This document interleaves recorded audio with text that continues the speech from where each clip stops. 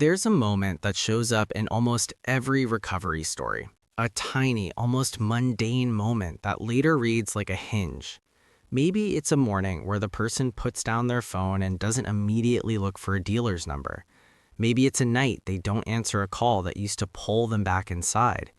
Maybe it's the first time they say, "I'm trying to quit," out loud without laughing it off. It's never the dramatic movie montage people expect. It's quiet, small, but it's where the psychology begins.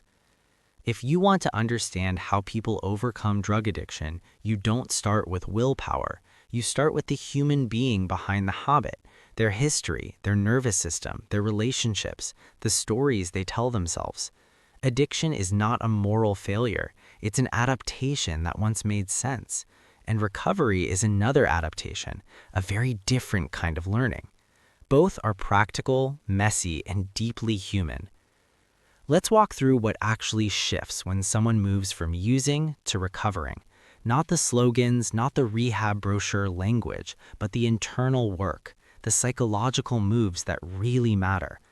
First, there's the recognition. This behavior is doing something for me. For a lot of people, drugs are shorthand for a whole set of problems, numbing unbearable feelings, escaping shame, quieting internal critics, turning down hypervigilant stress, or creating a predictable ritual in a chaotic life.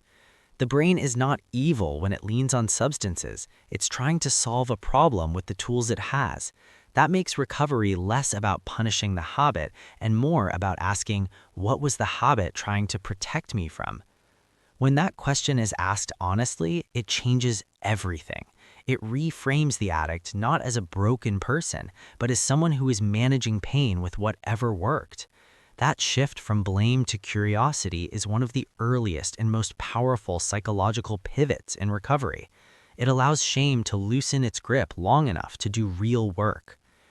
Something else rewires in recovery: identity. People who get through addiction don't simply stop doing something, they become someone else. That sounds dramatic, but it's also practical. Habits live inside identity. If you think, "I'm someone who needs drugs to cope," you will behave in ways that protect that identity. Change the identity, even slightly, and the behavior follows.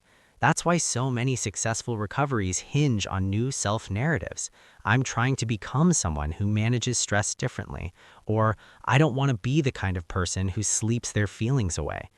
Identity is not an abstract concept. It's the narrative engine that guides tiny daily choices. Neuroscience helps explain why these tiny choices feel so hard at first. Addiction chemically remodels reward circuits. The brain starts assigning enormous value to the drug and shrinking the value of alternative rewards. Things that used to feel good, a walk, a conversation, a creative moment, now feel flat compared to the drug's spike. That's not moral weakness, it's biology. But biology is plastic. The brain can be retrained. Recovery rewires reward pathways by gradually shifting where the nervous system looks for reward. It takes time, repetition, and the right scaffolding. And scaffolding is the right metaphor. Recovery is built, not discovered. People who recover the longest don't rely on a single moment of clarity. They build systems that support the new behavior. They create environments where triggers are reduced. They replace rituals with safer rituals. They find social supports who reflect the person they want to become, not the person they were. This isn't glamorous, it's carpentry for the self. One of the most profound psychological tools in recovery is learning how to sit with discomfort without automatically reacting.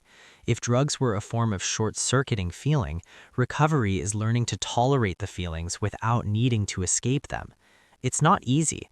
The first weeks and months are full of cravings that feel urgent, irrational, and sometimes unbearable.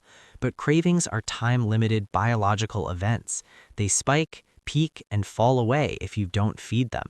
The trick is to learn practical ways to wait them out, and more importantly, to change the relationship to pain so it isn't a signal for immediate avoidance. That's why practices like craving management, mindfulness, grounding, and breathing matter. They don't cure cravings instantly, but they shift your relationship with them. Over time, the person notices that feelings, even intense ones, are survivable. That realization is liberating.